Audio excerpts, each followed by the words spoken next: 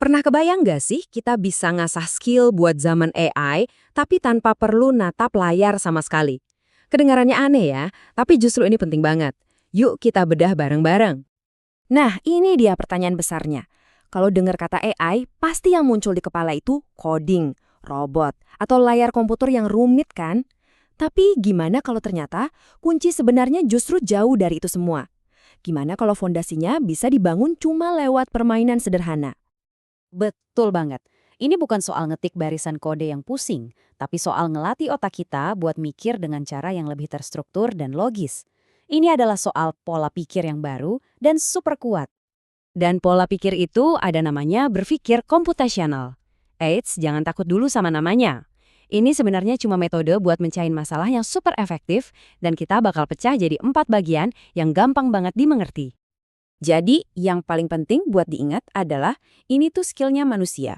Ini cara kita ngatur pikiran biar bisa ngasih perintah yang super jelas, saking jelasnya mesin pun bisa ngerti. Kuncinya itu di kejelasan dan logika. Oke, pilar pertama kita, dekomposisi. Gampangnya gini, kalau ada masalah segede gaban, jangan langsung dihadapi.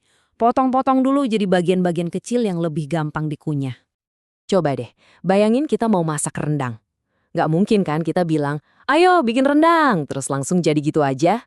Pasti ada langkah-langkahnya, belanja bahannya, potong dagingnya, halusin bumbunya, masak santannya. Nah, setiap langkah kecil itu, itulah dekomposisi di dunia nyata. Lanjut ke pilar kedua, pengenalan pola. Sebenarnya ini sesuatu yang otak kita lakuin setiap hari secara otomatis. Kita ini emang dasarnya mesin pencari pola yang canggih. Contoh paling gampangnya, lihat awan mendung. Kita langsung mikir, wah kayaknya mau hujan. Itu kan pola? Nah, AI juga gitu, tapi skalanya raksasa. Waktu Netflix ngerekomendasiin film, itu karena AI-nya nemuin pola dari jutaan penonton lain yang seleranya mirip sama kamu. Pilar ketiga, abstraksi. Namanya mungkin kedengaran paling ribet, tapi konsepnya sederhana banget kok. Ini tuh seni buat ngabaikan semua gangguan yang nggak penting dan fokus ke inti masalahnya aja. Peta itu contoh abstraksi yang sempurna. Coba deh perhatiin. Peta kan nggak nunjukin setiap pohon, setiap tong sampah, atau warna cat tiap rumah kan? Soalnya itu detail yang nggak relevan. Peta cuma nampilin informasi kunci, kayak jalan utama dan gedung penting yang kita butuhin buat sampai ke tujuan. Dan pilar yang terakhir, algoritma. Anggap aja ini rencana aksinya. Kalau dekomposisi itu soal apa aja yang harus dikerjain, nah algoritma itu gimana cara ngerjainnya, langkah demi langkah secara berurutan. Dan kita balik lagi ke dapur. Resep masakan itu contoh algoritma paling sempurna. Setiap langkahnya itu presisi. Masukkan 2 siung bawang putih, bukan masukkan bawang secukupnya. Dan urutannya wajib. Nggak bisa dong kita masukin bumbu setelah masakannya matang. Hasilnya, selama kita ikutin algoritmanya, hasilnya bakal konsisten terus. Oke, kita udah punya 4 pilarnya. Sekarang bagian paling asyiknya. Gimana cara kita majarin ini semua tanpa perlu coding sama sekali? Jawabannya lewat permainan. Yuk kita intip 3 permainan super jenius ini. Pertama ada robot manusia.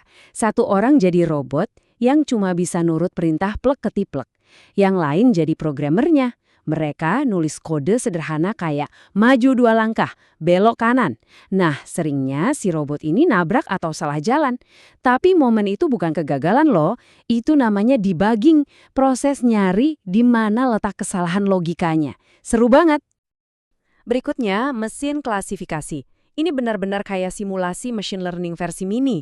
Satu korang jadi si mesin. Dia dikasih lihat 20 kartu, misalnya gambar hewan, yang udah dikelompokin. Tugas si mesin ini adalah nemuin sendiri polanya. Apa sih yang bikin seekor hewan masuk kelompok A atau B? Terus kita tes pakai kartu baru. Kira-kira dia bisa nebak dengan benar nggak? Nah, disinilah muncul momen ahah yang krusial banget. Gimana kalau data latihannya jelek? Kayak contoh ini, kalau semua contoh mamalia yang kita kasih warnanya coklat, si mesin bakal bikin aturan yang salah. Oh, mamalia itu pasti coklat. Pas dikasih lihat jerapah, dia bakal bilang itu bukan mamalia. Inilah cara super simple tapi ampuh buat ngejelasin konsep bias data di dunia AI. Terakhir, melukis dengan angka. Permainan ini ngajarin kita gimana cara komputer melihat sebuah gambar. Jadi, satu orang gambar di kertas kotak-kotak, terus gambarnya diubah jadi kode angka. 0 buat kotak kosong, 1 buat kotak yang diisi. Nah, Kode ini dibacain ke temennya yang harus ngegambar ulang gambarnya cuma berdasarkan deretan angka tadi. Jadi, kita udah lihat 3 permainan seru. Tapi, apa hubungannya sama 4 pilar yang kita bahas di awal tadi? Nah, sekarang saatnya kita sambungin titik-titiknya. Dan ini dia rangkumannya. Coba lihat deh, setiap permainan itu sengaja dirancang buat ngelatih pilar yang berbeda. Robot manusia itu latihan total buat bikin algoritma dan dekomposisi.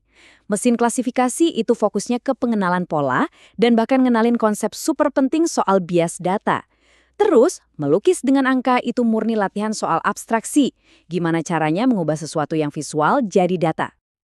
Oke, jadi ini semua jelas lebih dari sekedar main-main ya. Terus apa pelajaran besarnya buat kita semua, bukan cuma buat anak-anak di kelas? Inilah intinya, belajar berpikir komputasional itu bukan berarti semua orang harus jadi programmer, bukan. Tujuannya adalah ngebekalin kita semua dengan seperangkat alat berpikir yang ampuh buat ngadepin masalah apapun. Jadi, coba deh ingat 4 langkah ini waktu kamu ketemu masalah berikutnya. 1.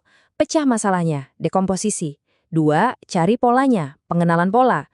3. Fokus sama yang penting aja, abstraksi. Dan terakhir, bikin rencana aksi yang jelas, algoritma. Nah, sebagai penutup, saya mau kasih pertanyaan buat Anda. Coba pikirin satu aja masalah yang lagi kamu hadapin sekarang. Kira-kira pilar mana yang bisa langsung kamu pakai? Apa kamu perlu pecah-pecah masalahnya? Atau coba cari polanya? Atau mungkin buang detail-detail yang nggak penting? Ini bukan lagi teori, ini alat yang bisa langsung kamu pakai sekarang juga. Terima kasih sudah menyimak.